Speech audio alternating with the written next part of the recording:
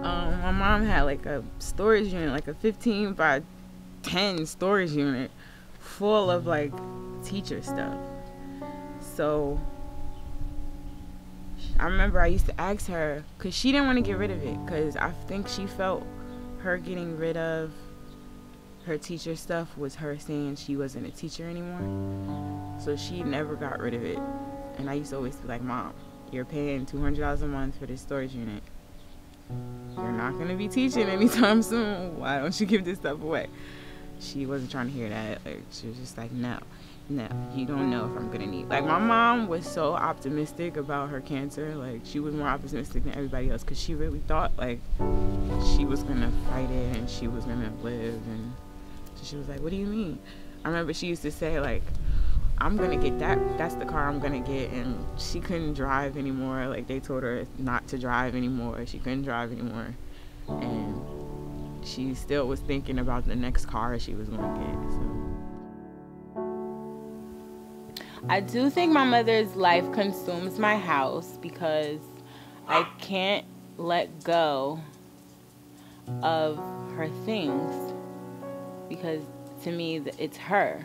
I feel like if I get rid of her things, I'm getting rid of her. So I kind of feel like I'm becoming a hoarder, and my mom was a hoarder a little bit, and she'd be so mad at me if she heard me say that, but she was, and she would just get stuff that she didn't even need. She just got it because it was like a bargain, and it was new, and and it wasn't hers, so she just liked it. Like, I have so many things that it's like, Mom, why? Me and my mom were at a African festival in Newark, and I was just playing with my friends, and we were running around the park, and it was at a park, and we were running around the park, and I had my face painted, because I loved getting my face painted. That was like one of the best things to do in my life when I was like 5.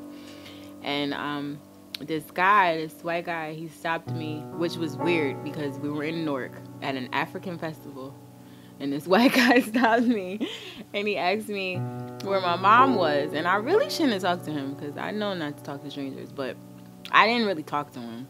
So I ran and got my mom, and he, I guess he asked my mom if he could take a picture of us, and we took a picture, and I was all happy in it. And the next day, everyone was calling us like, oh my gosh, you see this picture, and it had like a huge picture, like not just a little picture, like it was a giant picture of me and my mom, like either on the second page or the third page of the newspaper. I think it was the Courier, I can't remember, but that was just a great moment, because my mom was so happy, and it's just really nice, and it's just a picture that will never die in my family, because everyone knows that picture. Everybody knows that picture. Our relationship changed probably about a year after she was diagnosed. And she started, I don't want to say she was acting different, but it seemed like she wasn't the same. I didn't take it as serious as I probably should have. She kept stuff from me because she thought I couldn't handle it. So I didn't really know it was as bad as it was until like the last year.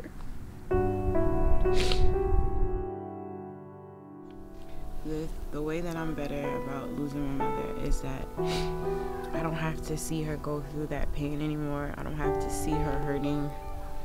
I don't have to see her sick. I don't have to see her looking hungry.